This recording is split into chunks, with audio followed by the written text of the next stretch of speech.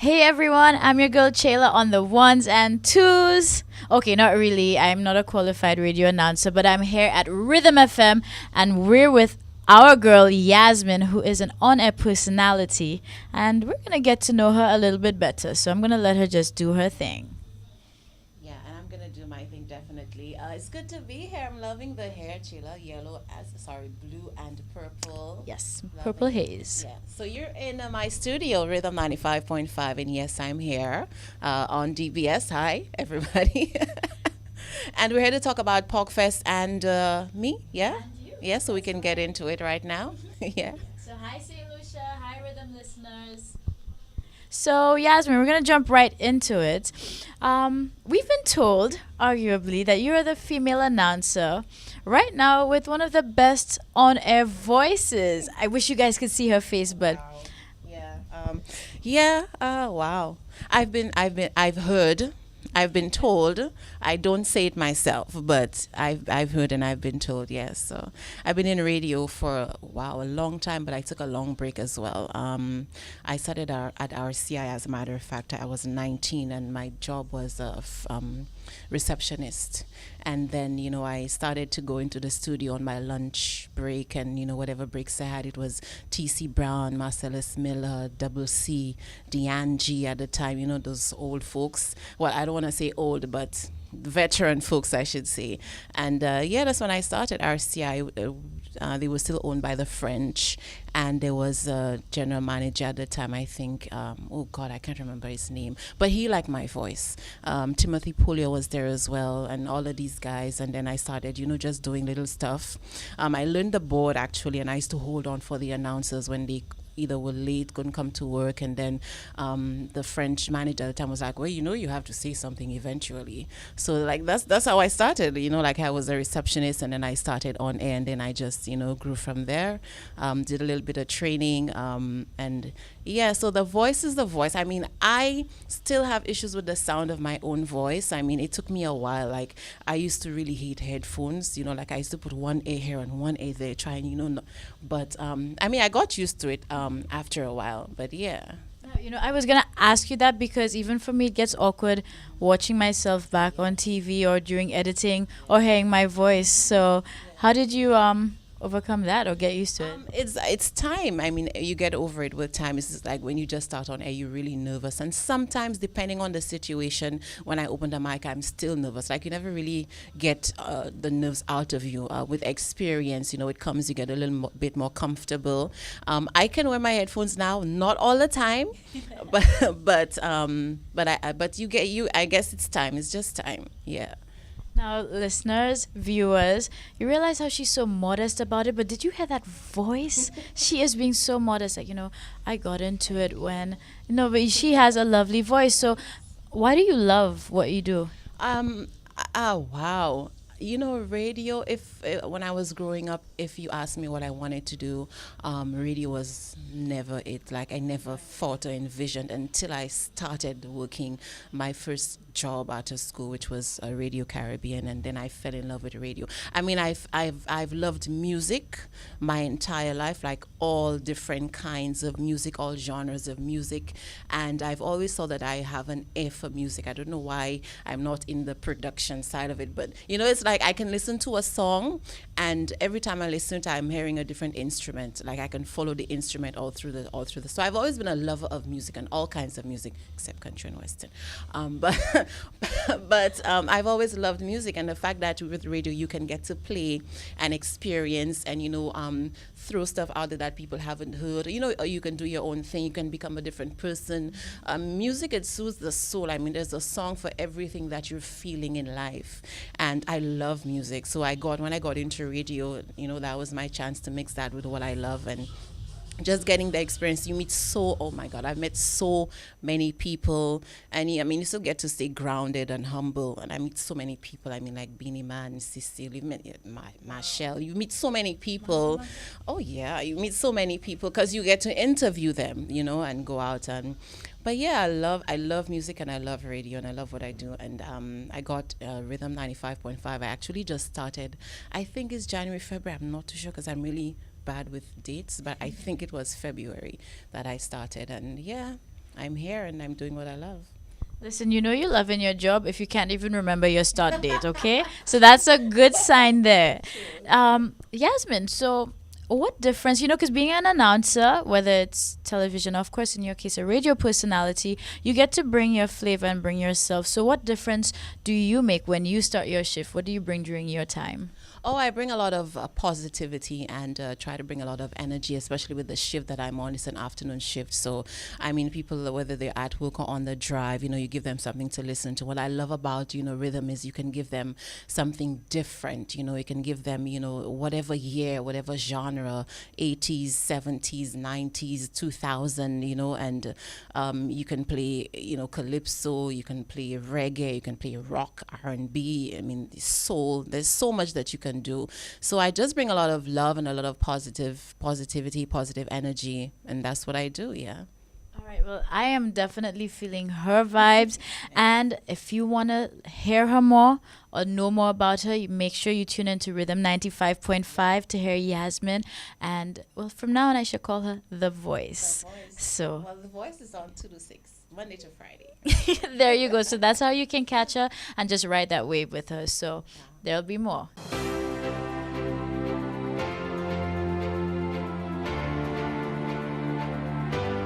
Welcome back. Now, of course, we know it was the Emancipation Weekend and there were so many activities going on. One of these, which was the second annual Barron Pork Festival, the International Pork Festival, I should say. And we managed to catch with some of the vendors as well as have a word with one of the organizers. So let's check that out.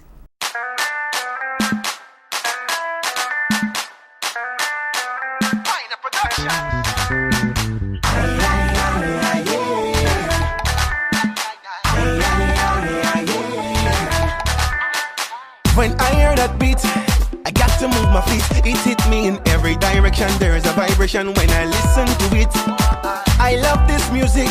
I got it on repeat. It hit me like yeah. Now start rock, you can't stop. Dance to the rhythm, they go pull up. Jump and get on up to the front and back. Don't pull no back. You can't stop, I can't just rock. Well, it's the second year we're doing the Barron Foods International Pork Festival. The response has been tremendous. It's a family day event, a family event. We're very excited. We've been getting overwhelming support. We expect it to be a very good event today. Everybody's ready. The pork festival, the pork is ready. The chefs are ready. The bar is ready. The entertainment is ready.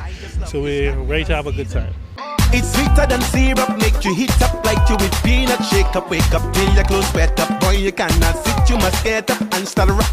You can't stop, dance to the rhythm, they gon' pull up. Jump and get on up to the front and back. Don't pull no. We have stew pork, we have some grilled pork, and we have sweet and sour pork. We have pork bouillon, grand provision, smoked pork, garlic pork, and we have black pudding. Yes, and you can see that's all we have today. And we have some things in the glass case here. We have bakes, dal, beef, pâtés, pizza, and that's most of it. Well, we just started today. Last year was phenomenal. The rain was there upon us today, but it stopped. So that's looking good for us now. We're expecting 3,000 or 4,000 people. So we have pigtail, we have roast pork, we have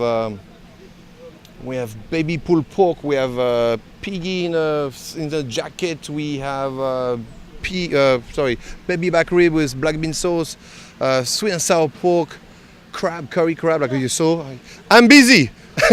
We have also black puddings, a lot of black pudding that we have, and Bouigo. So we have a lot of stuff today. So that should be fun. How long have you been in the business?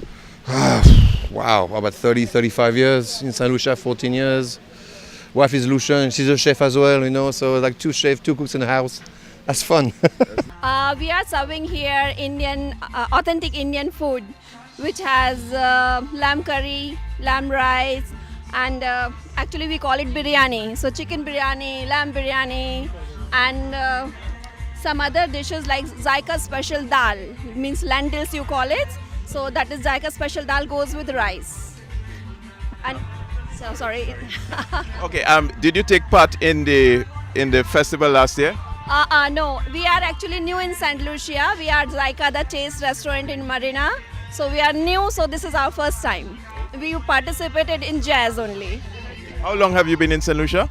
St. Lucia, we are in 15 years, but our restaurant is just 8 months old.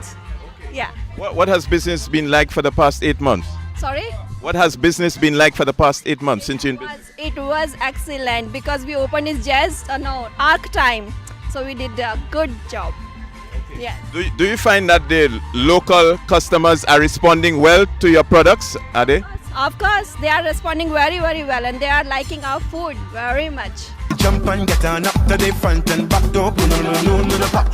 You can't stop, I can't just rock. I dance to the rhythm, they go pull the back. I paint, me pass a fish. Man, yes, I make a win and move the best in the chatty. That feeling so sweet. I can't resist the speed. That feeling so nice. I can't hold back this feeling. Whatever day or night or season. So that about wraps it up for Pork Fest. As you can see, it was all about that oink oink. Now don't you move a muscle. When we come back, we have so much more in store.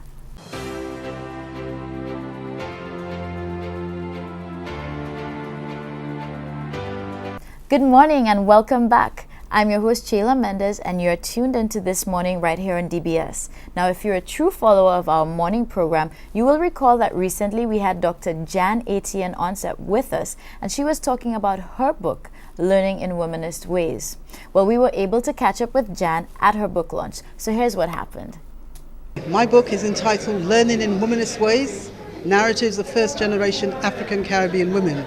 It features the learning lives of women who came to the UK in the 1950s, early 1960s. They came looking for a better life, to broaden their horizons.